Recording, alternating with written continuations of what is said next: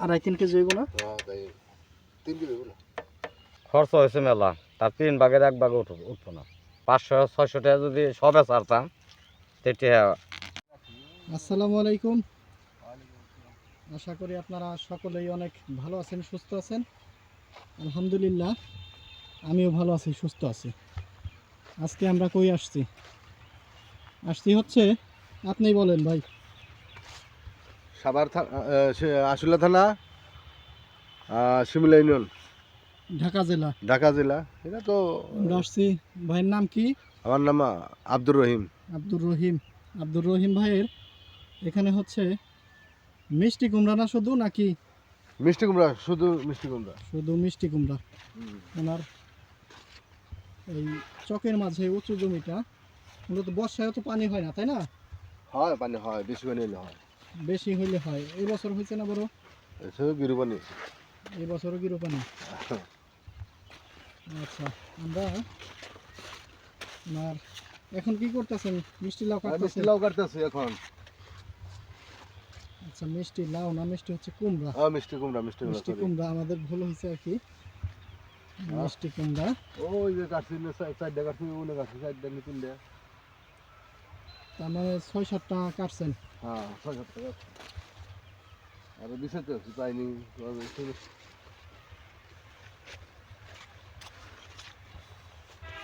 তাতে আপনার গাছের বয়স কিরকম?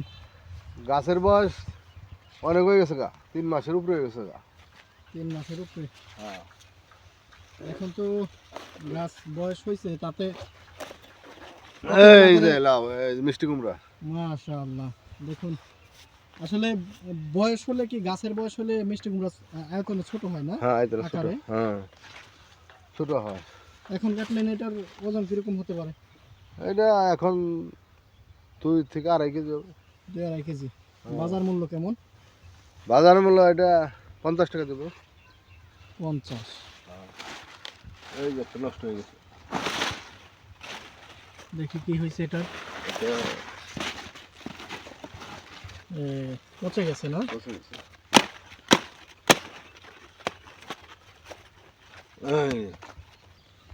এই যে দেখুন, পচে গেছে।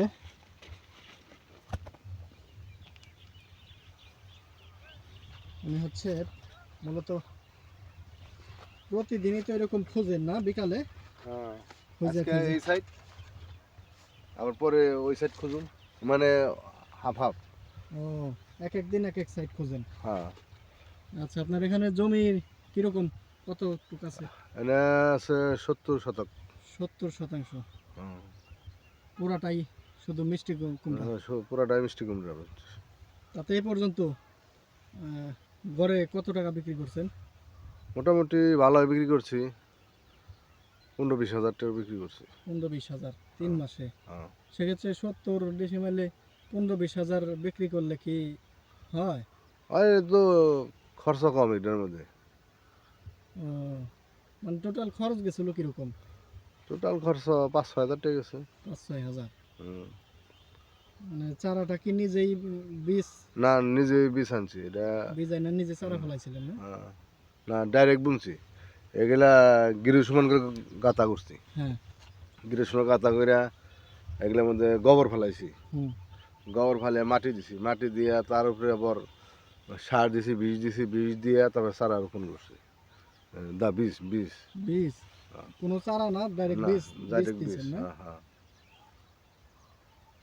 তাতে কতটুকু বীজ লাগছে আপনার এখানে? এখানে লাগছে 4 প্যাকেট। 4 প্যাকেট। প্যাকেটে কয় গ্রাম করে আছে? এখানে 10 গ্রাম করে। 10 গ্রাম, তার মানে 40 গ্রাম চারা। 40 গ্রামে 70% লাগাইছেন। মাঝখানে তো আবার দেখি ফাঁকা আছে। ওগুলো কি গাছ নষ্ট হয়ে গেছে না কি? না, এটা যাওয়া আশা করি। যাওয়া আসার জন্য ফাঁকা আছে? পানি দেই, পাইপ ফেলাই, পানি দিয়ে পাইপ দিই, পানি দিই, ওই বিলে থেকে পানি দিয়ে নিই। ও, এখন তো মাটিতে রস আছে না? এখন রস আছে। পানি দিছি 4-5 দিন আগে, পানি দিছি খেতে। এই সাইডে দেখতেছি 2, 4, 5টা। ওই সাইডে আছে 5টা।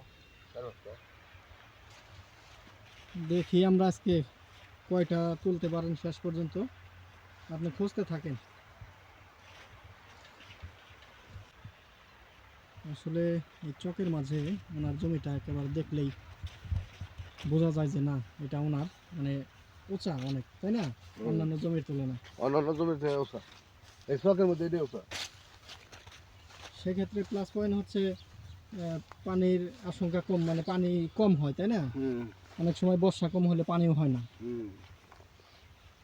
মোটামুটি শুধু সবজি করা হয় এখানে। আর শুধু সবজি। মিষ্টি কুমড়া কি প্রথম করলেন না আগে? না, আমি 2 বছর ধরে করি। 2 বছর যাব। আগে সরিষা বলছি। এই উঁচা অন্যান্য জমিতে সরিষা? হ্যাঁ, সরিষা সরিষা বললে তো ভালো? এতদিন সরিষা পাইকে গেত গা। ও, সরষাও মোটামুটি ভালো হয় না? হুম।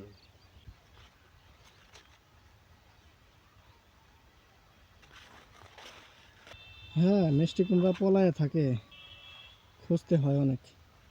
আর পাতার নিচে থাকে তো দেখা যায় না। ভাইয়ের হচ্ছে একটা ব্যাকগ্রাউন্ডে একটা মানে কাহিনী আছে। কাহিনীটা মানে আমি জানতে চাচ্ছিলাম যে কৃষিকাজ তো কত বছর যাবত করতেছেন? কৃষিকাজ আমরা ছোটবেলা থেকে করি। ছোটবেলায় করতেন? ছোটবেলা আমাদের বাপদাদার কাজ হলো কৃষিকাজ। হ্যাঁ। পরে পরে আমরাও এগুলাই করি। আপনি বাইরে গেছিলেন না বড়? বাইরে গেছিলাম। কত বছর করে আসছেন? মালয়েশিয়া করছি 14 বছর, সৌদি আরব করছি 6 বছর। বেশ লম্বা একটা সফর, মানে দেশ ছেড়ে ভিন দেশে পাড়ি দিয়েছিলেন, তাতে এখন আবার ফিরে কৃষিকাজই করতেছেন। আসলে কৃষির প্রতি ভালোবাসা না থাকলে কিন্তু এমনটা হয় না। করতে হবে আমাদের। মানে অন্যান্য কাজের তুলনায় কৃষি কাজ তো ভালো লাগে আপনার, তাই না?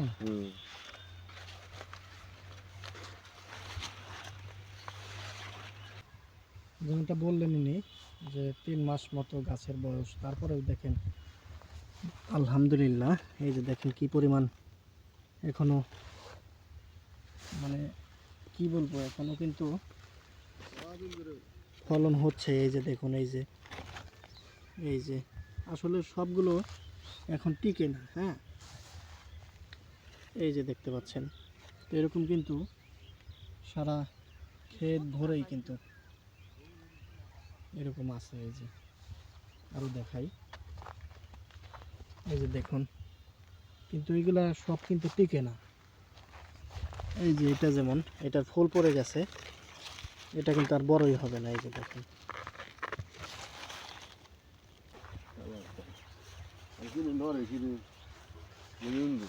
কিন্তু খুব জ্বালায়।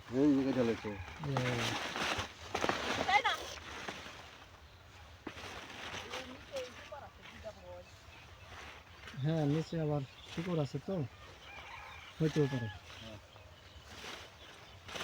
জঙ্গল তো হয়ে গেছে, জঙ্গল পরিষ্কার করেন না? পরিষ্কার করবো যে কদিন পরে আমরা দুন্দুল গাছ লাগাবো।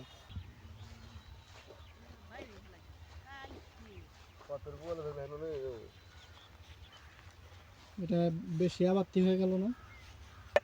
রাস্তার নদী দিয়ে মানুষ যায় আশা করে নিয়ে রাস্তা- নিয়ে যেতে পারে গাও আগে নিয়ে হাঁকাইতে হবে। হ্যাঁ, তা আবার ঠিক। এই যে একটা আছে, তাইলে এটা তো রাস্তার পাশে, এই যে ওটা আবার একটু বেশি। একবার বেশি করা না, করাগুলা বেশি আসলে পোষায় না, তাই না? একটু ওজন হইলে, বড় হইলে। সবচেয়ে বাড়তি হলো এটা। সবচেয়ে বাড়তিটা ওইটা। কত, 2.5-3 কেজি হইব না? হ্যাঁ, তাই 3 কেজি বলে। 3 কেজির কমই হইব। আর এটা 4 কেজি, এটা 4.5 কেজি, ওই 3 কেজি, 2.5 কেজি, 2 কেজি, এটা হইব 2.2 কেজি। বর্তমানে তো আপনি বিক্রি করেন হচ্ছে আতান জাতি, তাই না? ওজন করে বিক্রি করেন না বড়? না না না, এমনি ওই হাতের আন্দাজেই দেওয়া যায়। একটা দাম বইলা দেন, মানে তারপর ক্রেতারা আর কি বইলা নেয়। সেক্ষেত্রে সিজনে এক একটার ওজন সর্বোচ্চ কত পাইছিলেন একটা? একটা সিজনে 8 কেজি। 8 কেজি 8 কেজি আছে, 12 কেজি হয়েছে, 12 কেজি, হয়েছে 12 কেজি হয়েছে। সর্বোচ্চ হতে, তাহলে 12 কেজি। আর এখন কি সবগুলোর সাইজ এরকমই হয় না? আরো ছোট হইব আছে, দিন যাইবার ছোট হইব, দিন যাইবার ছোট হইব। কালকে 10 কেজি সার দেন এখানে তো মানে পাকায় ঘরে তোলার মতো একটা পরিকল্পনা নাই আর।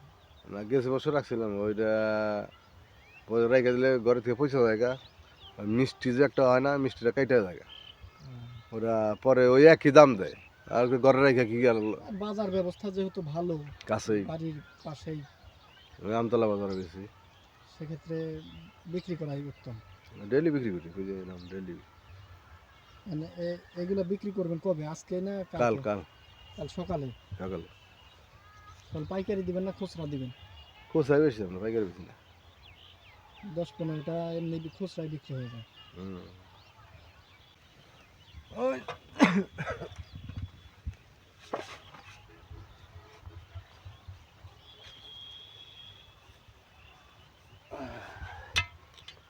কয়টা উঠাইলেন আজকে, কাটলেন?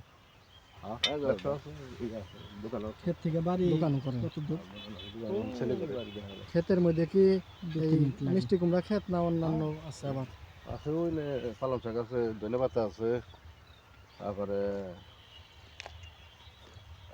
এগুলো আছে, সব কিছু মিলে। ধান করেন না?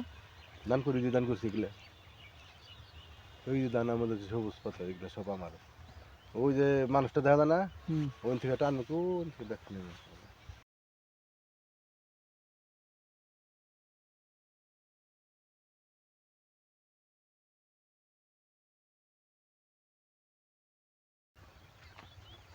আচ্ছা, ওনার মিষ্টি কুমড়া আজকের মতো কাটা হইল।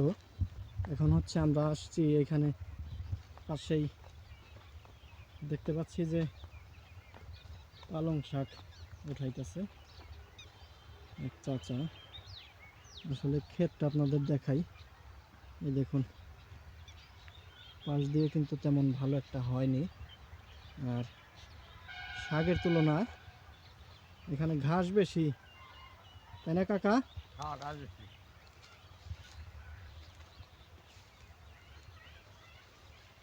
আপনার এই জমিটা তো এক ফসলিয়া জমি মনে হয়, এক ফসল।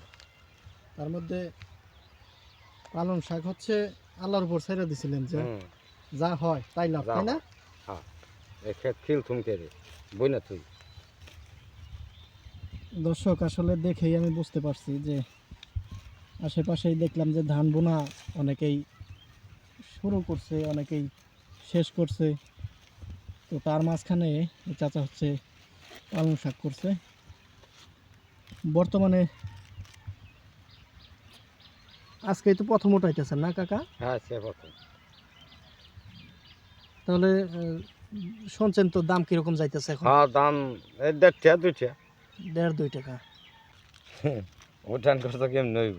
তারপরে ওই যে সব কথার এক কথা এলো, ফালায় না রেখে যা হয় তাই, তাই না? হ্যাঁ, তারপরেও সব কথার এক কথা হচ্ছে যে কিছু না পাওয়ার চেয়ে অন্তত সামান্য পরিমাণে ভালো। তাই তো, ক্ষেত তো খিল থেকে লাভ নাই। পালং শাক বুনছিলেন কি মাসে কাকা?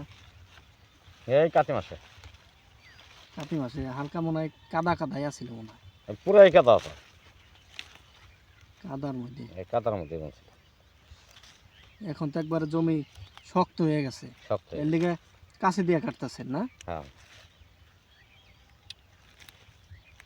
খেতে কতটুকু এখানে আপনার? ক্ষেত তিনি আছে মলকখানি, এইটা 12, ওই যে ওটাকে পালং শাক 12 না, তাই তো? ওই যে টানেরটা আছে, আহ, এই যে শাক একলাই মরে যাবেন সেটা। তাতে খরচপাতি করছিলেন কিরকম খেতে? খরচ হয়েছে মেলা, তার 3 ভাগের 1 ভাগ উঠবো না, 3 ভাগের 1 ভাগ উঠবো না। বাজারের কারণে বাজার একেবারে কম। বাজার কারণে 500-600 টাকা যদি সবে ছাড়তাম সেটা উঠতো, যেহেতু বাজার নাই।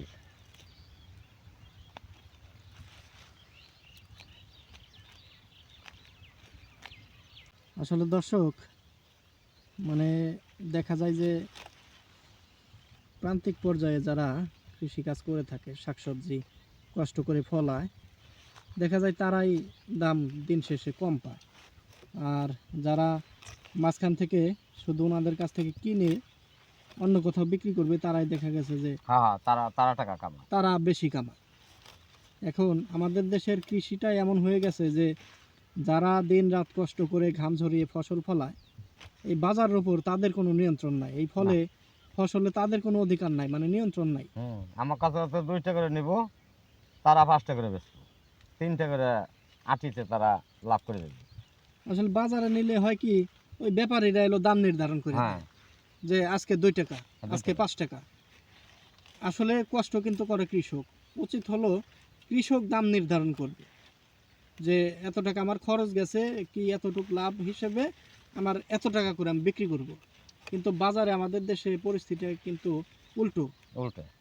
ব্যাপারী আসে বা মধ্যস্থকারী আসে, তারা এসে বাজার নির্ধারণ করে। তো এই হচ্ছে আমাদের দেশের বর্তমান কৃষি খাতে যারা দিনরাত কষ্ট করে যাচ্ছেন তাদের অবস্থা আপনাদেরকে দেখাইলাম। তো আর কতক্ষণ কাটবেন মোটামুটি? ঘন্টা হনি। আরও 1 ঘন্টা মতো। তার বাড়ি কাছেই না? বাড়ি এই যেতে।